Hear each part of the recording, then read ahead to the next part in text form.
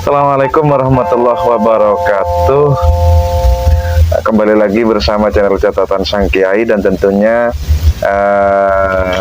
Catatan Sang Kiai sekarang semacam menanggapi komentar dari Astoyan Swijeti.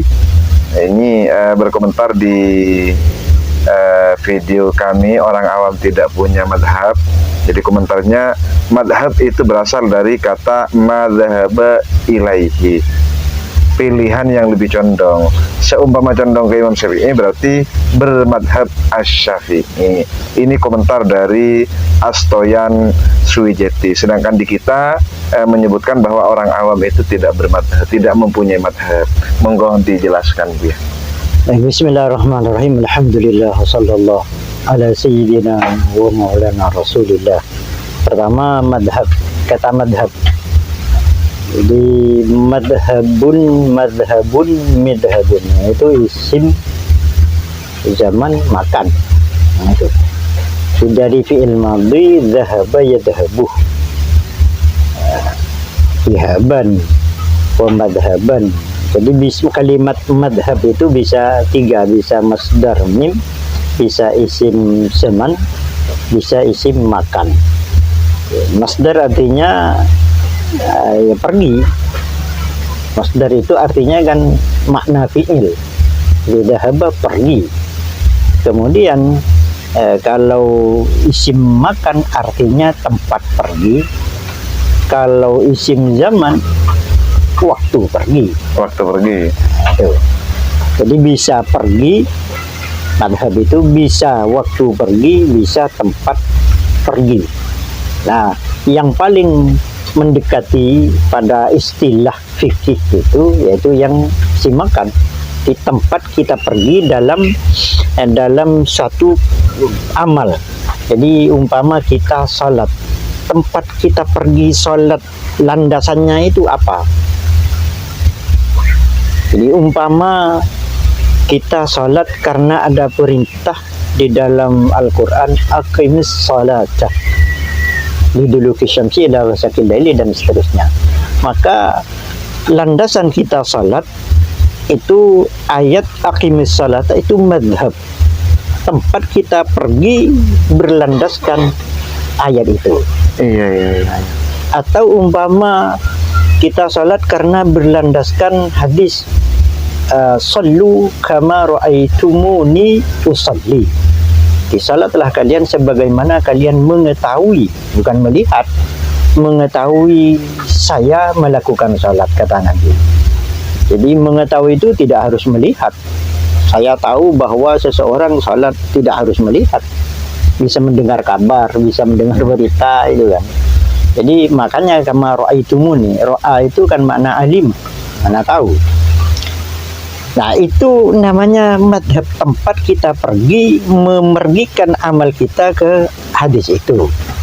Itu dari ayat ke hadis. Kemudian umpama kita salat berlandaskan perkataan Imam Nawawi dalam kitab Minhajut Talibin umpama.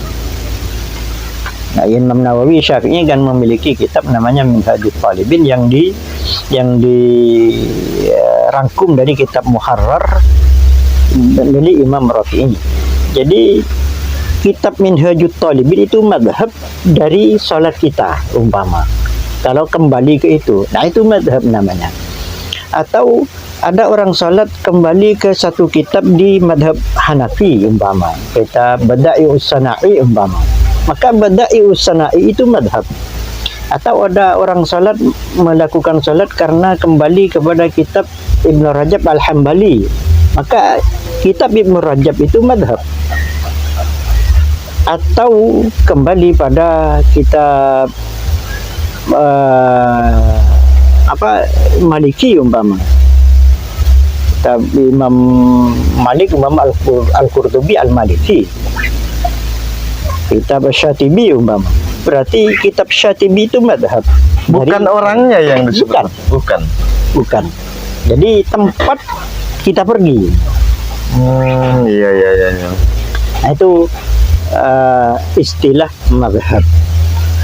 Jadi kemana kita melabuhkan pekerjaan atau ibadah kita, nanti itulah madhab namanya.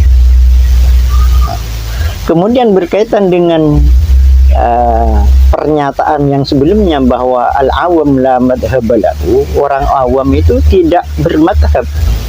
Ya memang tidak. Artinya orang awam tidak bisa kembali, kenapa Anda salat karena ayat ini, karena hadis ini, karena perkataan Imam Nawawi, karena tidak bisa. Iya kan, di sebelumnya itu sempat disampaikan bahwa orang awam ini hanya sekedar ikut-ikutan kan begitu. Iya, makanya taklid. Maka madhabnya siapa? Gurunya. Iya. Jadi berbeda tentunya pemirsa dengan orang-orang di luar orang awam, dan tentunya orang yang mengetahui terhadap sumbernya, maka itu disebut mutabi. Ittiba, iya. Pekerjaannya ittiba, orang yang mutabi. Iya, mutabi. Kenapa di sini disampaikan video sebelumnya bahwa orang awam tidak punya madhab? Ya karena mengikuti orang yang lebih tahu. Kalau yang madhab asalnya adalah madhab itu arti, bukan asal kalimatnya. Jadi madhabun, dhahaba yadhabu, dhihaban wa madhaban fahuwa dhahibun. Jadi madhabun. Jadi masdar mim dan isim zaman, isim makan. Kalau madhaba ilai arti itu sesuatu yang orang pergi kepadanya. Iya. Nah itu artinya kan makan, isi makan itu arti dari madhab, makna madhab. Sekarang umpama orang yang bermadhab artinya melabuhkan amal ibadahnya, puasanya melabuhkan pada ayat, itu bermadhab ayat, bukan berarti tidak mau dengan ulama, bukan. Umpama melabuhkan puasanya ke pendapat, ke hadis umpama, itu bermadhab hadis itu. Jadi bisa saja bermadhab hadis, bermadhab Al-Quran kan begitu. Kan artinya mereka sudah tahu. Iya, tahu perkataan Imam Nawawi. Tapi seperti Imam Nawawi kan bukan berarti Imam Nawawi tidak mau pada gurunya, pada Imam Rafi'i umpama. Dalam ketika Imam Nawawi berlandaskan ayat Al-Quran, bukan berarti membuang gurunya, bukan. Iya. Tidak seperti itu.